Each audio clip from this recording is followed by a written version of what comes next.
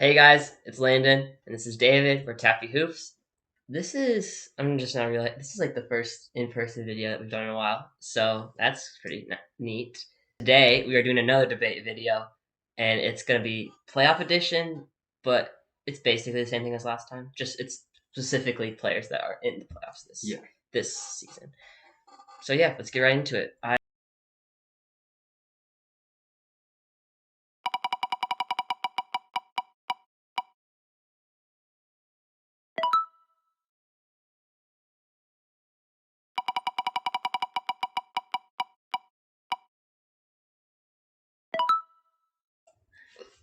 Sorry for the no audio. I got Kawhi. Landon got Giannis.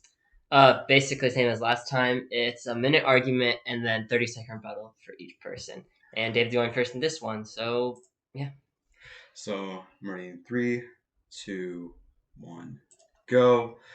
So you have Kawhi Leonard, who is a two-time Finals MVP, two-time champion. One of those times he led not a championship team to the championship. Be a very, very good Warriors team. And also in the finals, when he wasn't that superstar, he was able to defend LeBron very well. Wasn't able to stop him because no one can stop LeBron, but he contained him very, very well. Also, he's such a good defender, and his scoring has risen a lot more. A lot of people didn't see that coming. He was very underrated coming into the draft, coming into his early years. And it's really great that he had Popovich to like help him mature, help him grow. Um, the only knock on him that I see is load management. But you could talk about Giannis because he doesn't have load management. He doesn't perform well in the playoffs. He kind of struggles in the playoffs. He shrinks. He shrank against the Heat and against the Raptors with Kawhi. So that's one thing that I would have for the rebuttal there. Okay, obviously a good argument against Kawhi. There's no MVPs. Giannis has two of those things.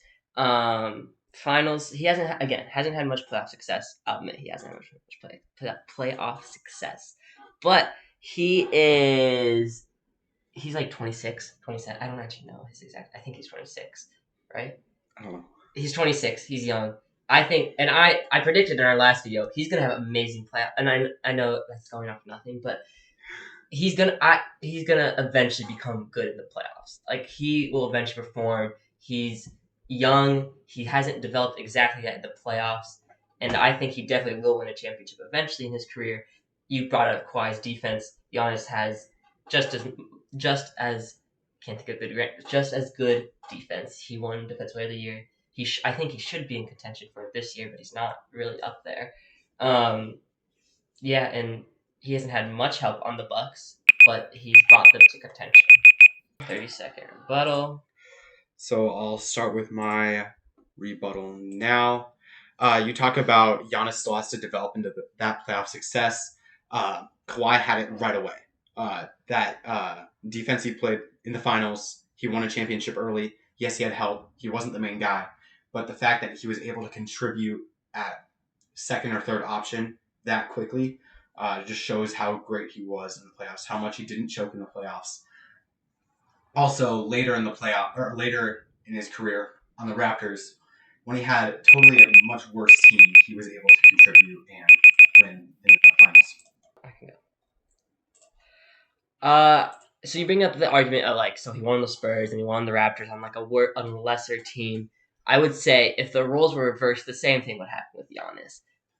Kawhi played with Tim Duncan and Tony Parker. I don't know, I was blanking on his name. And he won a championship with them. But with two Hall of Famers helped, Giannis has had no Hall of Famers on his team. And I think if roles reversed, he would win a championship just like Kawhi in the younger years. And then he went to a lesser team later in his career, he would win with that team too. So that was very good comparisons. I want to see who you guys thought won in the comment section. And let's move on to tier 2. Yep. We're going to spin the wheel for tier 2. Landon's going to go first, and then I will go.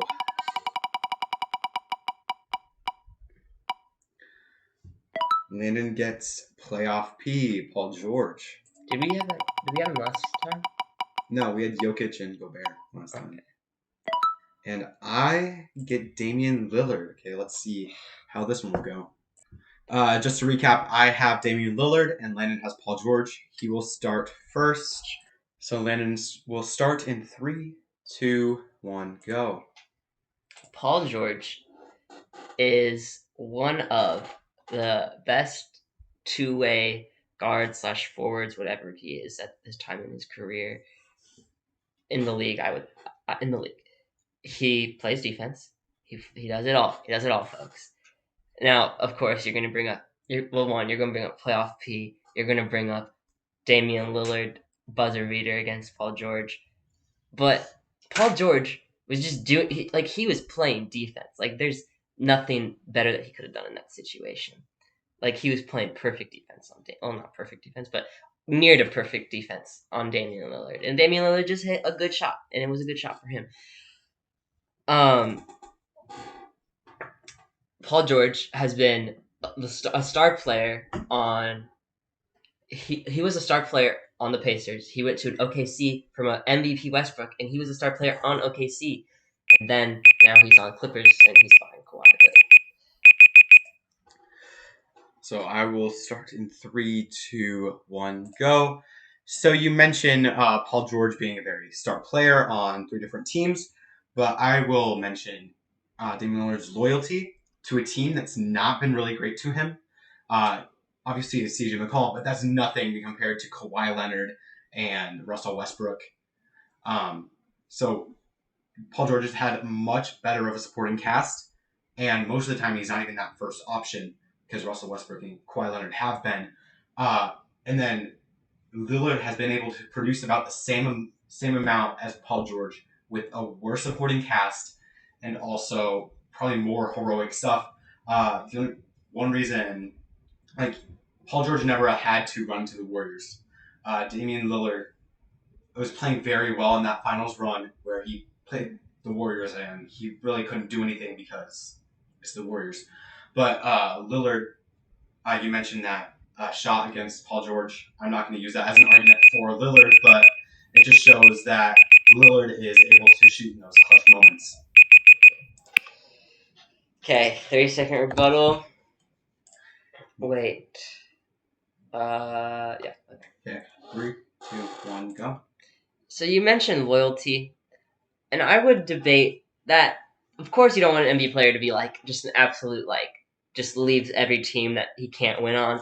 But also, at a point, loyalty isn't the best trait I would admire in an NBA player, just because Damian Lillard sticks with a horrible coach, and just he's so loyal to Portland, but it's honestly time for him to move on to Portland.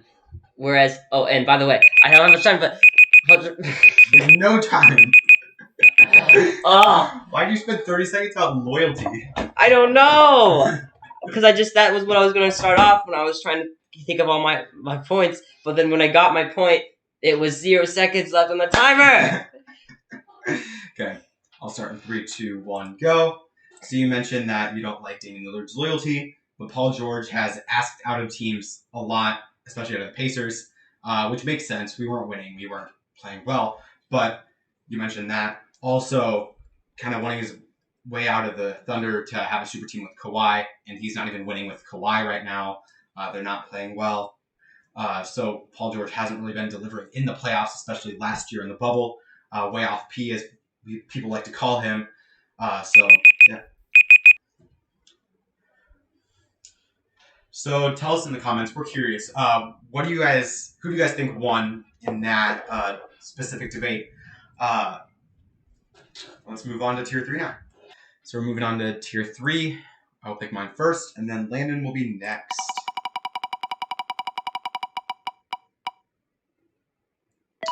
And I get Ja Morant. It's a good one. It is. It's a good one to have right now. Yeah. Landon's next. I also have Ja Morant. Oh! Okay, we're going to repick Landon's, and he gets Ben Simmons. I will start in 3, 2, 1, go. So, Ja Morant, he's probably one of the best young leaders in the NBA. He has that it factor that can lead the team to the playoffs. He can put the team on his back, especially when the team isn't really very talented, very They have good chemistry, and I'd say he is one reason that they have that. Also, his athleticism is insane. If you just his natural bounce, natural speed, that can bring him over the top against a lot of other point guards that are similar skill wise, but his athleticism kind of brings him ahead. Also, you talk about his improved playmaking this year. He is willing to learn from coaches, new people. He was more of a score first point guard last year. He kind of dialed that back and became more of a playmaker this year. I'd also say that he actually is willing to take a shot, willing to take a 3-pointer at the end of games to kind of bring his team over the top. Unlike Ben Simmons, who has a hard time being a number one option on a playoff team. Okay, 3, 2, 1, go. Yes, Ben Simmons isn't a number one option on a playoff team, but that doesn't mean that he's not as valuable to a playoff team as Ja Morant. Now, he's not a you mentioned Ja Morant being a score first type of player. Ben Simmons isn't necessarily a score first type of player. He is a 6'10" point guard that is not only racking up 7 assists, but also 7 rebounds. And then additionally, like 15 points. And when Joel Embiid's doing his MVP thing and Tobias Harris is doing like playoff Tobias Harris things, you don't need Ben Simmons to be scoring that many points. But he is easily a huge contributing factor. And people are always going to bring up, oh, Ben Simmons doesn't have a jump shot.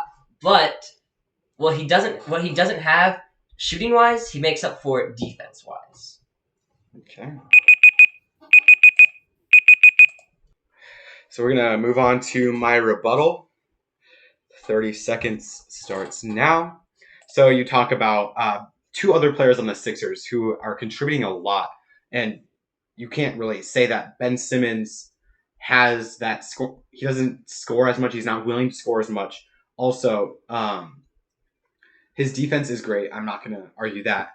What else did you say? I forget. This is always my problem. Yeah. I forget what you said. I yield my time. Shout out history class. 3, 2, 1, go. Okay, so we took a little break, so I don't even remember most of your arguments. You bring up Ben Simmons. Ben Simmons is the second best player on the Sixers. Now he has MVP Joel Embiid, but if you put Ja Morant in that same position, he's not number one on that team. He's second.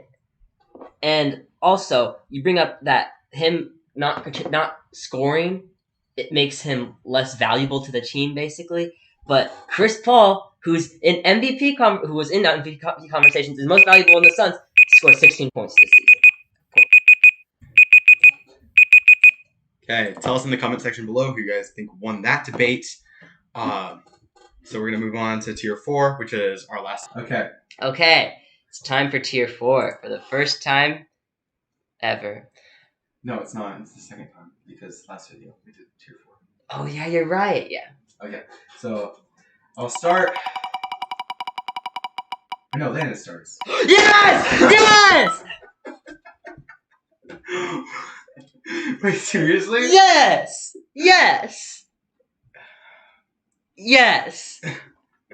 Okay. Let's see who I get. Nikola Jokic. Robert Covington. Okay. Okay. Landon's gonna have a lot of fun with this one.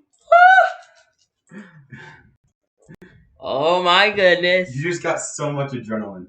I did. From the wheel. The wheel gave me all the adrenaline. Okay. Okay, Landon. 3, 2, 1, go. Matisse Thybulle, the absolute GOAT. My first basketball jersey I ever got because his defense spoke to me so much that I just had to have a basketball jersey of that divine defense. I don't want to say God, but God. He can guard basically the 1 through 4, I would say. He's been guarding the Sixers this season, like towards the end of the season, have kind of done like a more guards lineup on their bench. So he was guarding like players like Lauri Markkanen and doing a good job. Like he held Lauri Markkanen, who's like 7 foot and lanky, to 5 points one game. And I'm pretty sure those 5 points were even when he switched off of Lauri. And yeah, he can just stop anyone on defense. Like maybe not stop, like he's not going to stop LeBron, but he can at least slow down anyone on defense. Okay, let's see how I do. Okay. Who do you even have? I have Robert Covington. Oh yeah. Okay. 3, 2, 1, go. Okay. So Robert Covington, he's your like typical 3-and-D guy that a lot of teams want. The Rockets wanted him for the playoffs. The Trailblazers wanted him for the playoffs. The 76ers had him. And he's contributed for every single team. He's played very, very well. And you talk about Matisse's defense, which I'm not going to refute. He's really good. He's an offensive team. But his offense, he averages 3 points a game. He shoots 30% from 3. And he shoots 44% from the line. You can't tell me that he's not a liability on offense. Oh, and you're looking at Robert Covington's stats. Robert Covington can actually score a bit. He has 8.5 points per game in about the same minutes as Matisse, maybe a bit more.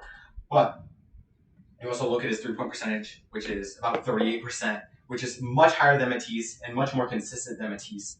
So you combine the offense with the already above average defense, you have a better player than Matisse. Yeah. Go. Okay. Don't worry about it. 2, 1, go.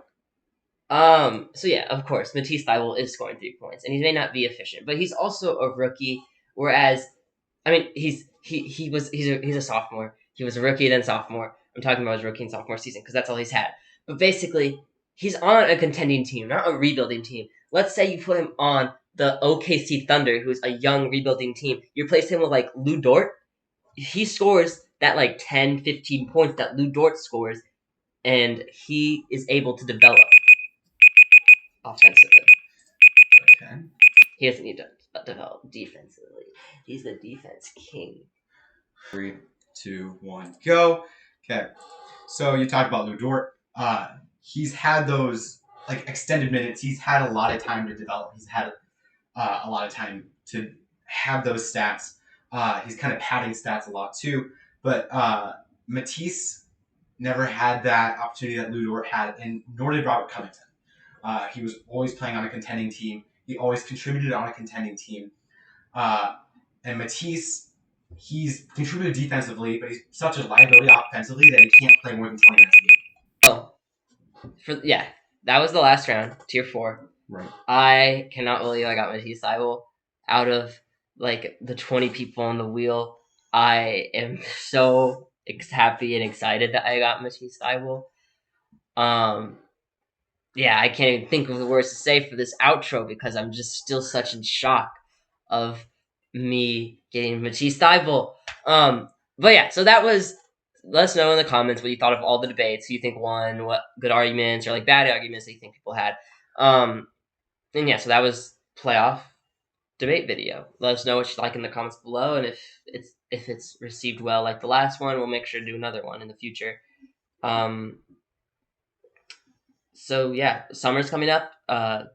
We'll make sure to have a ton of content this summer. So make sure you ding that little bell because we'll try to keep definitely a Saturday video every week, but there will be more just random videos throughout the week too. And yeah, we have a Discord channel, a Discord server that's in the description. And other than that, just make sure to like, comment, subscribe, and we'll see you sometime soon. See you soon. Peace. Is that so inspirational?